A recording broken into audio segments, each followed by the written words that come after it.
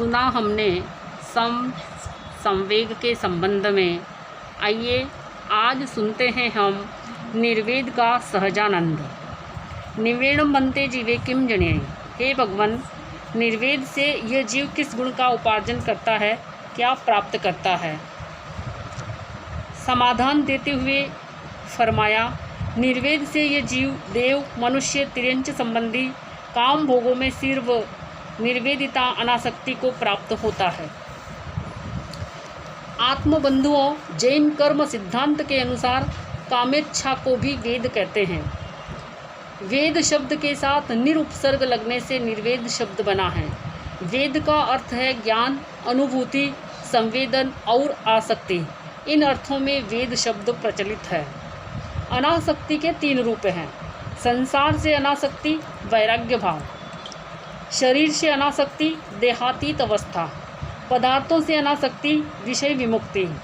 अनासक्ति तब होती है जब संसार की असारता का, पदार्थों की क्षणभंगुरता का और संबंधों की विनश्वरता का बोध हो जाता है। इसके साथ ही दुष्परिणामों का भी ज्ञान हो जाता है। बंधुओं, निर्वेद का अर्थ ब्रेक है। समझपूर्वक हिताहित के बोध के साथ जो अपनी इच्छाओं, लालसाओं पर नियंत्रण कर लेते हैं, वे निर्वेद भाव को प्राप्त कर लेते हैं। जैसे गर्मी का मौसम है, आइसक्रीम खाने का मन है, मगर गला खराब होने का डर है, खांसी, जुखाम, बुखार हो जाने का भय है। ऐसे में आइस का त्याग करना विरक्ति नहीं है।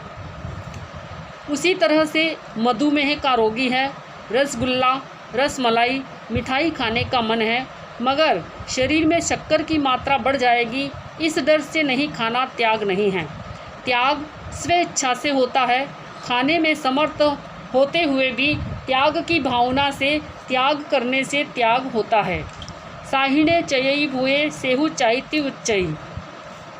निर्वेद भाव का साधक चाहे दैविक दिव्य सुख हो या मानसिक उच्च कोटि के भौतिक सुख हो, उन सभी प्रकार के काम भोगों से विरक्त हो जाते हैं। तो आत्मबंधुओं, उन्हें काम भोग किंपाक फल के समान तुच्छ, निसार, दुखदायी और अरुचि पूर्वक प्रतीत होते हैं।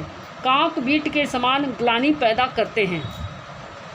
निर्वेद भाव सम्यक दर्शन प्राप्ति का एक लक्षण है। जिसे सम्यक दर्शन की प्राप्ति हो जाती है, वह संतोषी, सरल, सादगी और संयम से अनुरक्त होता है।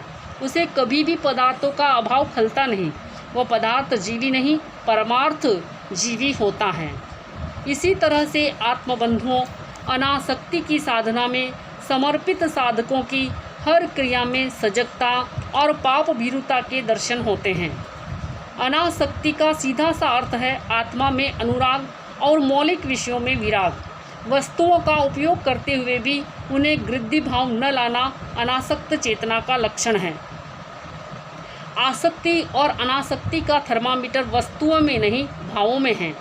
भावों में जितना जितना लगाव है उतनी आसक्ति, और जितना अलगाव उतनी अनासक्ति। सिद्धि की पृष्ठभूमि अनासक्ति है। अनासक्त साधक ही संसार से विमुक्त होता है।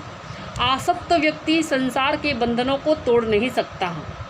तो आत्मबंधुओं, अध्यात्म का अभ्युदय आत्मबोध से होता है। आत्मबोध के लिए स्वाध्याय और सत्संग आवश्यक है। सतत जागरूकता ही अनासक्त साधक का आंतरिक व्यक्तित्व होता है। जो आसक्ति को जीत न सका, वो और शत्रुओं को कैसे जीत सकेगा। आसक्ति नहीं थी तो भरत चक्रवर्ती आरिसा भवन में केवली बन गए। आसक्ति जगी तो कुंड्रिक राजा बनकर भी 7वीं नरक के मेहमान बन गए। तो आत्मबंधुओं, हम भी अपने जीवन में अनासक्ति भावों को जगाएं, जिससे हमारे जीवन का आत्म कल्याण होगा। ओम शांति, ओम शांति, ओम।